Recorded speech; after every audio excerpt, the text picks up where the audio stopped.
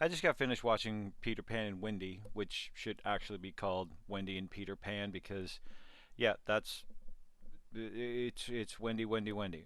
I'm gonna go ahead and get right into spoilers. So here's your warning. It's gonna be in the title. This movie is an absolute abomination. If you enjoyed the original animated show, animated cartoon, I don't think you're going to like this. If you enjoyed the live action Hook with Robin Williams and Dustin Hoffman, I suggest you go watch it again. You're not going to like this one. This fundamentally changes the story of Peter Pan and Wendy. It changes the characters, flips them on his head, and these are not. That's not Tinkerbell. It's not Wendy. It's not Peter Pan. It's not Captain Hook. These are not the same characters that if you're my generation, my age, this is not the same characters you grew up knowing and loving and enjoying with your own little tiny clones. And before anyone starts to say that, oh, this isn't for you, it's for a new generation, it's for kids, it's like, well, that's not a pass for bad writing and bad acting and bad CGI. It's not a pass for any of that. You can't sit there and claim this isn't for me because I've managed to clone myself a few times. And if I don't think a movie like this is enjoyable, I'm not going to let my clones watch this. I'll go put on my DVD of Hook, and we'll watch that. I'll go watch the original animated show, and that'll be done. That'll be fine. I just, at one point, I yelled at the movie. Legitimately yelled. The movie goes off. In the first 5 minutes, they change Wendy Darling's character. In the original animated show, Wendy was the motherly figure. She was taking care of the boys and trying to get them to bed and help clean up. She was responsible. In this, nope, Wendy's a twat.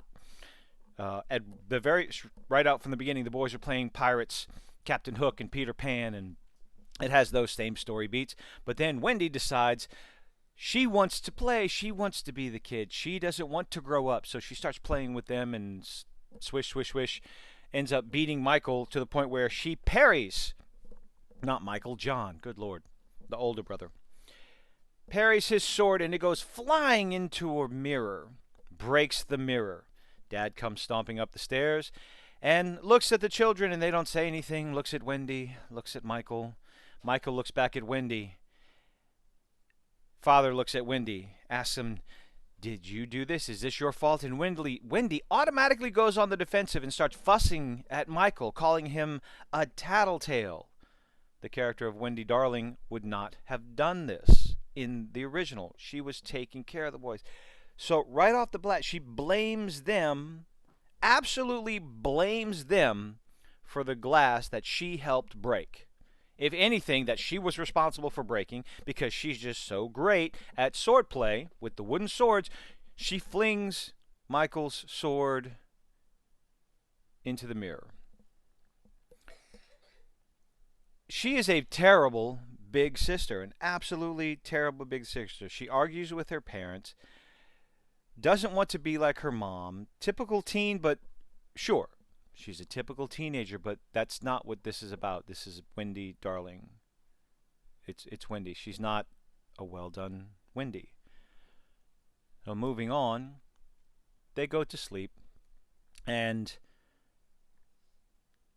just instead of introducing Peter Pan first, they introduce Tinkerbell. Tinkerbell breaks into the Darling home. This is what happens. Uses her pixie dust magic to break into their room and sprinkle pixie dust on Wendy to try and, I guess, kidnap her, which is what Peter Pan does. He kidnaps the little children, kidnaps them, brings them up to Neverland, but that's how we're introduced to it. Michael captures Tinkerbell. Wendy falls on the ground because she wakes up because for some reason the pixie dust only works whenever she's sleeping. I don't know. The CGI in this movie is predictably bad. There's a chase scene through the home where Peter is chasing his shadow, climbing up the walls and all over the place, and for some reason the parents don't wake up. Okay. I don't know, just basic story beats. I'm going to go through the movie. Instead of Peter explaining to the kids where they're going, they do go through a faith dust and a little pixie dust, which Tinkerbell gives up willingly. So this is basically how they change Tinkerbell as a character. The race changing is meaningless. There's nothing. She doesn't talk. Wendy isn't able to understand what Tinkerbell is saying until the very end of the movie. But Tinkerbell is nice to Wendy. She gives up her pixie dust willingly. Willingly gives up her pixie dust willingly to Wendy. Helps her. Is worried about her. There's none of the jealousy angle between Tinkerbell and Peter, and it's just frustrating because that was one of the and essentially one of the more entertaining and humorous parts of her character. Naturally, there's definitely no Peter Pan smacking Tinkerbell on the butt to get the pixie dust out because he can't do that anymore. But he doesn't explain the second star to the right and straight on till morning until they're flying through London and just go crashing willingly head on into Big Ben because suddenly Big Ben turns into a portal to Neverland. Did I miss something? And once they get through this little dimensional rift, that's when Peter says, second star to the right and straight on till morning. There's no explanation of where they're supposed to be going. Once they get to Neverland, there's a brief little glimpse of what I'm assuming is the mermaids, but it's all men and they have octopus legs, bodies. So I don't know what the purpose of that was. As they're flying on, they show a little, I guess, interaction between Peter and Wendy, where Peter's able to fly and he moves ahead of her, and Wendy looks jealous, and she, for some reason, all of a sudden becomes a better, faster flyer than Peter.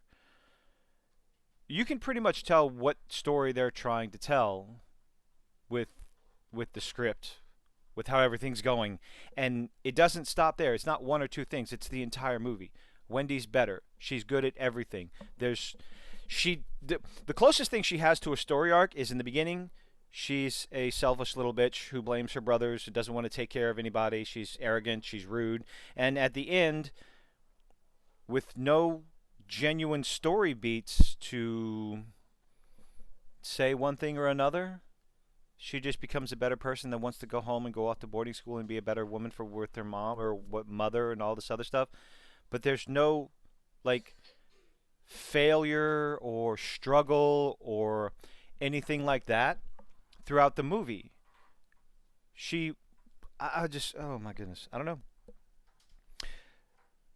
We keep going on. Enter Captain Hook, shoots the kids off the rock. Tiger Lily shows up with the Lost Boys, and you get the wonderful scene with Wendy being introduced to the Lost Boys and saying, well, you're not Lost Boys, so? And she says, well, I guess it really doesn't matter. But if you know the story of Peter Pan, then you know it does matter. It just matters. In Hook, it mattered. In the original story, it mattered. In this one, sure, whatever. There is a moment where it shows they try to use a telescope that doesn't work, and they explain to her, it's like, you're not using it right, which means that she's a little bit too grown up to use her imagination. John and Michael are rescued by pirates, taken aboard the ship, meet with Hook, and in this part where they meet Hook, they set up the stopwatch that the crocodile has in its belly. But then do absolutely nothing with it, because later on, when they take the boys to Skull Rock to execute them, because you can't execute any of the female characters, it cannot be Tiger Lily. In the original animated show, it was Tiger Lily, and Peter Pan came to the rescue, but we can't have that because, first of all, you can't, put a girl in that kind of danger anymore, I guess. What's wrong with that story? I guess it's too much of a damsel in distress trope, even though it's a classic easy enough to do storyline because. But then again, Tiger Lily doesn't need any rescuing throughout this entire movie because Tiger Lily is the strong female character that ends up saving Wendy, saving Peter. Yes, this happens, and gives Wendy a pep talk later on. So I guess the reason why Wendy grows up is because of this little pep talk with Tiger Lily, and it's just so fucking stupid.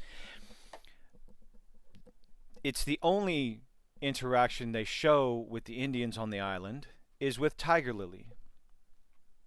Later on in the movie, Peter Pan's shadow escapes from him again to go find Tiger Lily, and they show their tribe. But that is about it. That's it. There is no other interaction. There is nothing except for the strong female character, Tiger Lily, who saves the day not once, but twice. Same thing with Wendy. Wendy needs to save Peter. It's not a matter of them working together. It's like, no, Wendy has to save Peter. Save his life from being stabbed in the face by Captain Hook. Tiger Lily has to save Peter. I don't know what sort of messaging they want to give. I have no desire to show this to my clones whatsoever. But back to the clock. The issue I have with this scene is it's part of the story. The crocodile gets a taste of Captain Hook's hands and he swallows the clock. That way Captain Hook and the pirates can hear the crocodile coming. But that's absolutely meaningless because in the scene with Peter and Hook fighting at Skull Rock, they don't hear the clock until Captain Hook is standing on the crocodile's nose. That's it. There's no introduction. That is the introduction to the crocodile, who proceeds to eat most of Captain Hook's crew until he gets away, and that's the last you see of the crocodile. The fight scene between Peter Pan and Hook is abysmal. They didn't try, they didn't practice, they just made sure to swing high and wide with all of this. So they didn't want to hit anybody. But it's the same thing over and over again. After a little while, the backstory between Peter Pan and Captain Hook is, I don't know. I don't know how to describe it. But what they end up doing is making James Hook and Peter Pan were best friends in Neverland growing up. But one day, James misses his mother. So Peter Pan banishes him from Neverland. So there's some resentment there. Some misunderstood evil. The bad guy is not a bad guy. He's just misunderstood because we can't have a bad guy for the sake of having a bad guy. Thank you, D&D movie, for giving us a bad guy because she's a bad guy. Captain Hook is washed out to sea and is rescued by Smead, Mr. Smead. He's rescued by Mr. Smead and raised by the pirates only to become their captain, and that is the strife. That is why he doesn't like Peter, because he just banished him. And oh my lord, by the end of the movie, after Peter Pan is rescued by Tiger Lily from death and he goes back without the fairy dust, he fights Captain Hook and apologizes for being mean to Captain Hook. Peter Pan apologizes to Captain James Hook for hurting his feelings. Peter drops his sword down to the deck below as they're fighting. And I actually looked at I'm watching the movie and I'm cheering Captain Hook to just do it. Just stab Peter in the face. Get this over with. And he goes to swing at Peter, but who comes to the rescue? Like I said before, it's Wendy. She's flying because she's suddenly absolutely amazing with the sword. Maybe they hinted at that at the beginning of the movie with the sword fight, the choreographed sword fight with the wooden swords with her brothers. The thing is, her brothers are half her size. These pirates are 3 times her size, but she is able to beat them with absolute ease. But she has fairy dust and pixie magic. she's able to beat them with ease. Pixie dust doesn't give you skill. It's supposed to just let you fly. It doesn't make you strong. This movie is shite. It's one shite scene after another. As an example, Captain Hook has the Lost Boys and Wendy and John and Michael locked up in his boat. And he's going to execute them, make them all walk the plank. All of them walk the plank.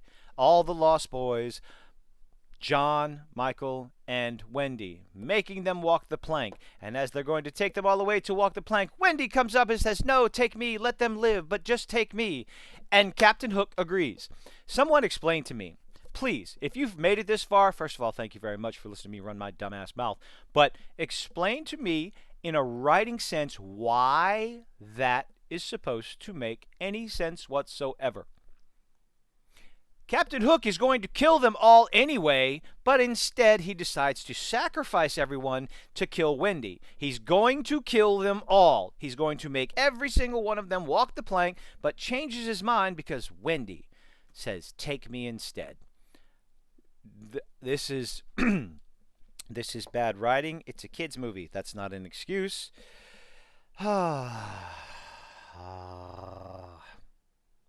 Hook banished because he missed his mummy. So it just makes Peter Pan look like an absolute twat. Instead of their strife, their fight between Captain Hook and Peter Pan being because Captain Hook, mean old nasty adult, Peter Pan, arrogant, petulant child. That was the strife between them. I would think that's a allegory for the generation gap. But no, they just take this whole story and just turn it upside down. Peter can't fly. He needs more help. Good Lord. Right as they're making Wendy walk the plank, you see Mr. Smee, and it almost looked... I was expecting Mr. Smee to get a change of heart and actually accidentally let Tinkerbell go, because Tinkerbell's also captured during this. But no, he puts her cage down to, I guess, get a better look at, Wendy walking the plank. And all of a sudden, now, when it's necessary, Tinkerbell is able to fly inside this lantern, smash it over Smee's head, and is able to escape. Now, this one part I did actually find appropriately funny, entertaining, or whatever, where Wendy's on the edge of the plank and she jumps off, and then Captain Hook walks away, and then he pauses, and he goes through the dialogue of asking anybody, "Did you hear a splash?" Wondering if it was... she should have landed by then so they don't hear a splash. But of course, Wendy is saved by Tinkerbell, who flies up, and the banter back and forth, and Tiger Lily delivers Peter Pan onto the ship, and they fight and all this other shit. Tiger Lily makes it onto the ship because now the ship is flying because of the pixie dust, although they did that in the original animated, so that's fine. But one fight after another, and yes, Wendy is just absolutely spectacular, and all these little kids are able to beat up a bunch of grown-ass adult pirates. There is nothing, even with the pixie dust, which is only actually on Wendy and eventually Peter, because where is this scene? This scene happens.